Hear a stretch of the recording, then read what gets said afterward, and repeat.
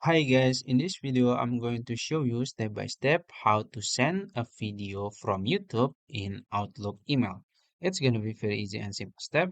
So first you can open or log into your Outlook account. I'm using website version here. You can also use your desktop app and then you can create new email. You can click on it and then you can add the subject, maybe hi, this is our video, and then now you can put the link here.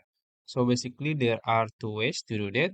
So the first thing, you can just paste the link here. So let's say I want to send this video to my friend.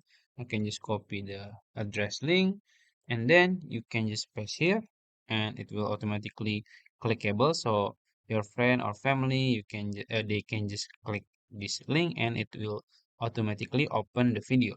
Or you can just like this, click this like this, and you can highlight, and then you can click this one and insert hyperlink. And then you can paste the URL or the link and click OK. And whenever your family or friend click this text, it will automatically open the video. So I think that's it. If you found this video helpful, please like this video and subscribe to my channel. Thank you.